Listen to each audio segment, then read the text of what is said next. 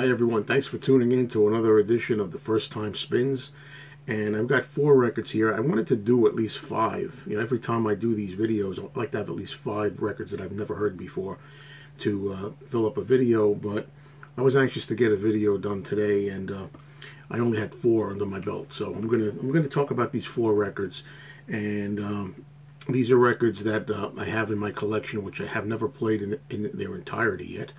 And this is the first time I'm actually getting them out. I'm going to see whether I want to keep them or whether I'd like to think maybe about trading them or selling them. First one is, I'd say out of the batch of these 4, I'd say this is probably my favorite listen out of these 4. I'm going to start with the best one. And it's a fairly new album by a fairly new artist, Elle.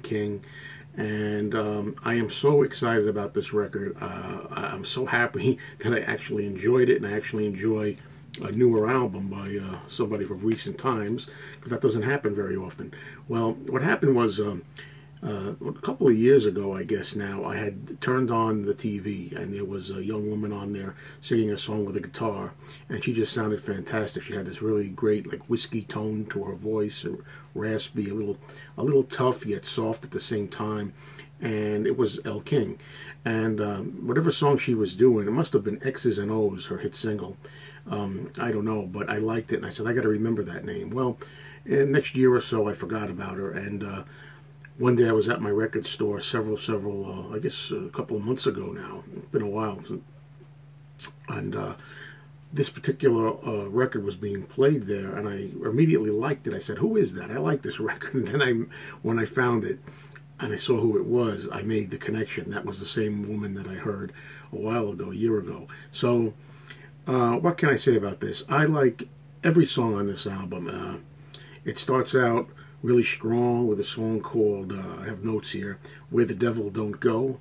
And then it's followed by X's and O's, which I guess is what you'd call the hit from this album. And is it the best song? Probably, but I like a lot of them. It's followed by Under the Influence, another great song, and then a song that I really like, kind of tougher, called Last Damn Night, which has a kind of real catchy hook there, chorus, I'm going to live my life like it's my last damn night.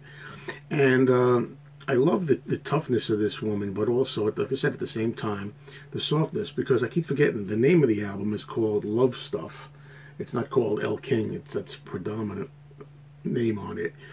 But it's so rare that I like a new artist, and although people keep telling me there's really good stuff out there, you just have to look for it. As soon as I heard this woman on TV, I liked it. It just goes to show you that a lot of the stuff that goes on, I don't know, pop stations today or radio is such crap. It's garbage. It's electronically produced stuff. I don't know, by the likes of Simon Cowell, and just manufactured. But there's some good stuff there hidden in there, just a question of whether you want to look for it. I'm glad that this one actually was something that I came across on television, which is so rare these days. And I think that's a problem with the newer pop music. I mean, what's missing is catchy choruses, of which this album has plenty. Every song here is catchy. New music needs more hooks, better hooks. It needs better catchy choruses like these. Elle plays the banjo and the guitar, among other things. The banjo is prominent on some tracks on this record, which is really good. I like that the songs are not only catchy, but they're kind of short and sweet, and a lot of them are so good they leave you craving more. You want to hear more of them. You don't want them to end that quickly. I should mention also, Elle is the daughter of comedian Rob Schneider, which is kind of interesting. And I have some more notes. This album came out in 2015. I really wish he'd come out with another one. It takes so long these days for artists in between records. It would be nice.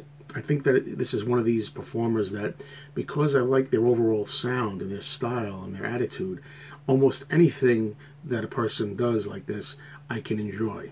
I've already heard, on YouTube, I've heard her do a version of Bill Withers' Ain't No Sunshine, which I liked, and also a rather risque song about, I'm not going to say what it is. Let's say A Woman's Private Part.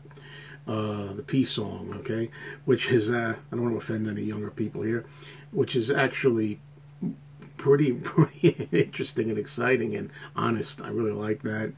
And I also think I better check for this on compact disc, because an album like this, as I was listening to it, I thought, I want to hear this more regularly, and I want to really get to learn the whole album and every word and every song. And the best way for me to do that is to have it on compact disc, a CD, and I can play it over and over again and get really familiarized with it that way, which is how I do it. It's how I learn songs and albums in full, which doesn't happen that often. I really wish more newer music sounded like that. Okay, now we're going to go back to 1963. I got a bunch of Beach Boys records recently, and although I love the Beach Boys' famous hits, I don't really play their albums in their entirety. We all know that a lot of us know that I played Pet Sounds a couple of years ago, and maybe 3 years ago. Did not like the album, and I'll tell you, for what it's worth, I recently heard it again, the whole thing, to give it a reappraisal. Didn't like the whole thing as a whole. Again, I like 2 or 3 songs on it, and that's it. So I kind of like a cheap mini review here for that album again. It hasn't grown on me, and I've played Pet Sounds now 3 or 4 times. So anybody who says this is an album you really have to get, you have to listen to it a lot of times to get it. I haven't gotten it. I'm not going to get it. I don't like the album. But this is a Beach Boys album from 1963, Surfin' USA. First time playing it, it's in its entirety. I've got some notes here that I kind of put in the back sleeve. Really had a good time with this album. I think it's a pretty good album, and definitely going to keep it. Surfin' USA, the big hit to start off with. It's funny that I didn't know there's a song on here called Miserlou. I had no idea that was the song from the Pulp Fiction film theme. The version that was included there is the most popular one by Dick Dale. Upon doing some more research, I came to find that the song Miserlou, which is an instrumental, surfing instrumental sound, went back as far as the 1920s and to Greek music, which I had no idea. I did some research on that. That was a pleasant surprise to see the Beach Boys do a version of that, and never knew they did it. Never knew there were so many versions of it. Didn't know it dated back that far. A song like Farmer's Daughter it's not outstanding, but it's pleasant enough. It's enjoyable. Notice there's a lot of instrumentals on this album, and it all has that surfing sound, which I like. I like surf music, and I was watching a video by Matthew Smith where he had said that surf music, a little surf music goes a long way, and I think it's the same. I mean, it's good, but it begins to sound kind of similar no matter who's doing it, but I like it. Some of the instrumentals here, Stoked, Honky Tonk, Surf Jam, Let's Go Trippin', all pretty good. All of them enjoyable in their own right. I was really impressed by a ballady song here called, everybody knows it except for me, right? It's called Lonely Sea, and I really enjoyed that song, Lonely Sea. That was really nice, and a highlight on the album, a highlight on side 1. And all in all, not much else I can say about it. I would just say it was a pleasant, good, solid Beach Boys album. I think the songs were situated in such a way that they flowed nicely, and this is a pretty serviceable album from the group, and I'm definitely going to keep this one. Okay, next up we have a 1971 album, and this is Billy Joel, his debut album, Cold Spring Harbor. This is an original copy here. I learned a lot about this too that I didn't know, actually.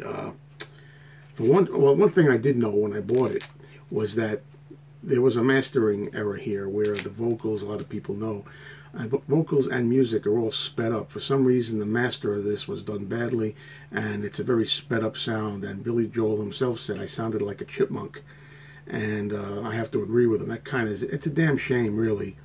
And upon research, I realized in the 1980s, Columbia Records remastered this, but unfortunately, while remastering it, fixing Billy Joel's voice a little bit, they still somehow had to edit songs. So some songs on the Columbia version of this, while improved in some ways, also are not improved because some of the songs are edited, and also, I think you have new musicians on some of them, from what I understand.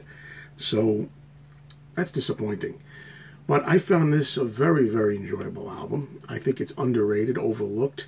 It's just such a shame that it's a victim of the bad mastering, because it is a little too fast. And I even tried slowing it down with my pitch control. The present turntable I'm using, the pitch control is not working very well, so I couldn't slow it down much. I have another turntable that would work better for that. But every song on here, again, beginning with She's Got Away, which is really probably the best song on here, in my opinion.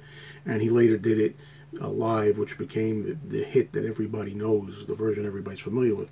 But everything on here, it's one of those albums. I'm not going to pick anything specific out here from the tracks. I'm just going to say that the whole thing just has a nice piano and vocalist, singer-songwriter feel to it. A very, very respectable debut. And I'm going to keep it, and I'm going to play it. There's a song here, though, I think Tomorrow Is Today, which is very depressing, and it's said to be Billy Joel's most depressing song of his whole recording career. I didn't realize, until I did research on this album going in, that Billy, the year before he made this album in 1970, he attempted suicide. And he had been depressed, and then he went into this album. And when this album came out, mastered badly, he got depressed and supposedly flung the album, and I'm surprised he was able to overcome that disappointment. But I didn't know he had so many problems, to tell you the truth, and then later on in life got into, I think, alcoholism for a while. I just hope he's doing better now. But he went on to produce really and make great albums in the 70s, as we know, and beyond that into the 80s. But he hasn't had an album since 1993, and it would be nice, if he would make another album. But I just saw a very recent interview with him where he said he feels he's had his say, and he doesn't have anything else to say. And also brought up the Beatles and said, the Beatles, what did they have, like 12 albums, right? He said 12, it's more like 13, but okay, it's in the right ballpark. So he kind of like justified it that way, and it would be nice to see him. But this was a pleasant surprise to hear all the way through. Okay, the last album that I'm going to show here is an album from 1961, and you all remember Tony Orlando and Dawn from the 70s. Well, this is Tony Orlando's first debut album. I found this a couple of years ago, I think, at my record store, and it was, as you can see, there's water damage here.